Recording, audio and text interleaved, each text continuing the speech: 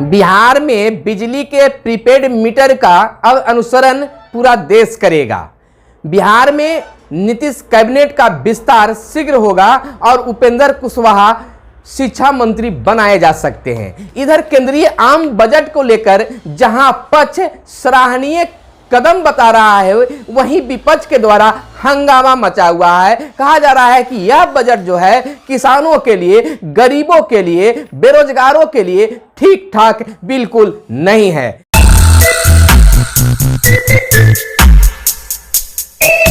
नमस्कार, मैं हूं आपके साथ सुनील बॉबी और आप इस समय देख रहे हैं मगध संवाद। मगध संवाद के इस खास कार्यक्रम सुबह सवेरे में हम आपके लिए लेकर आते हैं खबरों को अखबारों के पन्नों के बीच से। तो आज के अखबारों में क्या छपा है, क्या छुपा है, हम आपको बताएंगे। बिहार में क्या चल रहा है। इधर बिहार के नियोजित शिक्षकों की बात कर ले तो बिहार के नियोजित हजारों शिक्षकों पर एक आफत आने वाली है।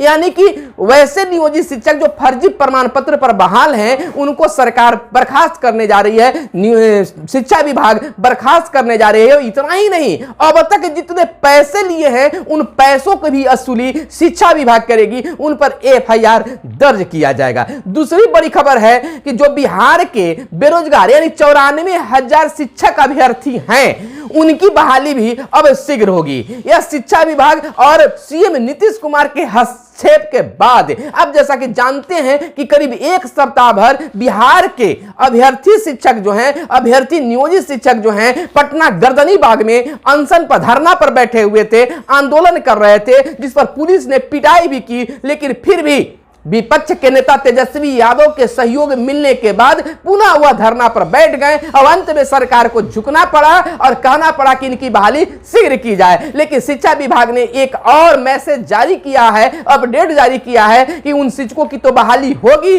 लेकिन सबसे पहले उनके प्रमाण पत्रों की जांच होगी, जो बाद में शायद उन पर उंगली न उठाया जाए। तो यह एक बेहतर खबर भी कहा जा सकता है इसको लेकर। लेकिन दूसरी बड़ी खबर यह है कि बिहार मंत्रिमंडल विस्तार को लेकर कवायद बिहार विधानसभा के चुनाव के बाद से ही होना शुरू हो गया। करीब कई दिनों से, महीनों से इस पर चर्चा पक्ष विपक्ष के द्वारा जारी है, जहां पक्ष कर रही है कि शीघ्र गठन होगा। मुख्यमंत्री, उप मुख्यमंत्री का भी बयान आया कि शीघ्र होगा, लेकिन फिर भी समय आगे बढ़ता गया। पूर्व में कहा जा रहा था कि खरमास के बाद मंत्रिमंडल का विस्तार, नीतीश कैबिनेट मंत्रिमंडल का विस्तार हो जाएगा, लेकिन खरमास गुजरे हुए भी कई दिन बीत गए और महीना लगने वाले हैं, लेकिन फिर भी अभी नीतीश कैबिनेट का विस्तार नहीं हो पाया है। लेकिन अब लग रहा है कि 1 से 2 दिनों के अंदर ही नीतीश कैबिनेट का विस्तार यानी मंत्रिमंडल का विस्तार हो जाएगा। जहां जदयू अपना नाम सुझा लिया है, वहीं भाजपा भी दिल्ली में अंतिम बैठक के बाद ही नामों के प्रस्ताव पर शायद मुहर लगा चुकी है। लेकिन सबसे बड़ी खबर निकलकर पटना से आ रही है कि नीतीश कैबिनेट में जदयू की ओर से पूर्व केंद्रीय मंत्री उपेंद्र कुशवाहा बिहार के शिक्षा मंत्री बन सकते हैं। इस समय की सबसे बड़ी खबर यह है कि बिहार के शिक्षा मंत्री जदयू के तरफ से उपेंद्र कुशवाहा का नाम सामने आ सकता है। जैसा कि आप पिछले दिन जाने हैं, बताए भी हम हैं कि उपेंद्र कुशवाहा के द्वारा 1 बार नहीं, 2 बार नहीं, 3 बार बिहार के मुख्यमंत्री नीतीश कुमार से मिला गया और उनके सबसे करीबी वशिष्ठ नारायण सिंह भी कहे कि एक शुभ संकेत मिलने जा रहा है उपेंद्र कुशवाहा को लेकर। तो यह शुभ संकेत हो सकता है उपेंद्र कुशवाहा को शिक्षा मंत्री बनाए जाने को लेकर यह मिले तो बिहार के नए शिक्षा मंत्री के रूप में उपेंद्र कुशवाहा का नाम सामने आ सकता है। इस समय की सबसे बड़ी खबर आपके लिए है। लेकिन आज के अखबारों में बजट को लेकर लंबी चौड़ी खबर छपी हुई है। लंबी चौड़ी खबर बताया गया है, जहां एक तरफ नीतीश कुमार ने, बिहार के मुख्यमंत्री नीतीश कुमार ने इस बजट को सराहा है और बिहार के हक में बताया है और यह भी कहा है कि केंद्र में बिहार को सम्मान दिया गया है और बिहार में जो बिजली प्रीपेड मीटर जो लगाया जा रहा है अब पूरे देश में लगाया जाएगा। तो यह एक बेहतर बताया जा रहा है। शिक्षा के क्षेत्र में अशोक चौधरी जो अभी वर्तमान में प्रभारी शिक्षा मंत्री है, उन्होंने भी कहा है कि केंद्रीय बजट जो पेश किया गया है वह बिहार के शिक्षा को लेकर बेहतर है, नई शिक्षा नीति को लेकर बेहतर है, वो बता रहे हैं। लेकिन वही विपक्ष के नेता,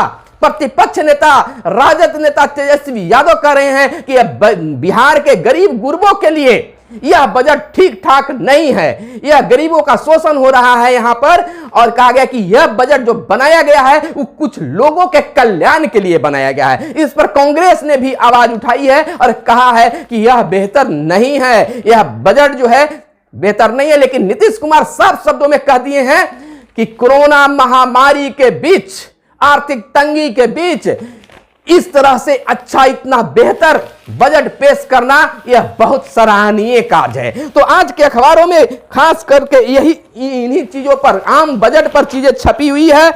बजट आपदा में अवसर की तरह, सीतारमण का कहना है। जो केंद्रीय वित्त मंत्री हैं निर्मला सीतारमण, उन्होंने कहा है कि बजट आपदा में अवसर की तलाश है। जैसा कि प्रधानमंत्री ने कहे पूर्व में ही, कोरोना महामारी के बीच में ही कहे थे कि आपदा को अवसर के रूप में बदलिए। यानी कहा गया है कि आपदा तो सब पर, विपत्ति सब पर आता है, लेकिन उसी विपत्ति, उसी आपदा के बीच कुछ अवसर भी ढूंढना चाहिए जो बेहतरी होता है। तो आज मैं आपके लिए यह तमाम खबरों को लेकर आया था। इधर अगर खेल की बात कर ले तो कप्तान रूट की कमान में लड़ेंगे इंग्लैंड के बल्लेबाज।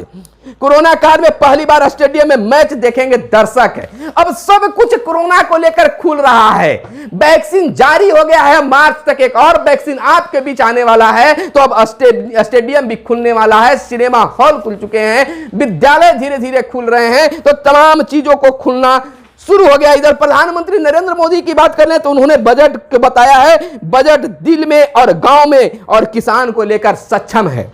यानी कहा है कि बजट जो है, बजट के दिल में जो है वह गांव और किसान को बसाया गया है। प्रधानमंत्री का बड़ा बयान बजट को लेकर आया है कि जो बजट है, केंद्रीय बजट, वह बजट के दिल में गांव और किसान बसे हुए हैं। यानी कहने का तात्पर्य हुआ कि गांवों और किसानों को लेकर खास बनाया गया है यह बजट। भले ही अभी दिखाई नहीं दे रहा हो, लेकिन यह बजट शायद आपके लिए बेहतर हो। विकास के रोड मैप का अभाव, कांग्रेस का एक बड़ा बयान आया है कि विकास को लेकर रोड मैप का अभाव दिखा है बजट में। तो इन तमाम चीजों के बीच सीतारमण, निर्मला सीतारमण, केंद्रीय वित्त मंत्री का यह जो कल बजट पेश हुआ है वह खासा चर्चा में इन दिनों बना हुआ है। कल भी बना रहा दिन भर, और आज भी सुबह सुबह ही यह अखबारों और टीवी चैनलों पर भरमार पड़ा हुआ है। उसी पर चर्चा हो रहा है। कोई पक्ष सराहनीय कर रहा है तो विपक्ष जहां उसकी निंदा भी कर रहा है। तो आप हमारे साथ खबरों में बने रहें। जैसे ही बिहार को लेकर कोई बड़ा अपडेट आपके बीच आता है तो मैं बताने का कार्य करूंगा। तब तक के लिए आप हमें इजाजत दें और मगध संवाद के साथ बने रहें। धन्यवाद। जय हिंद, जय भारत, वंदे मातरम।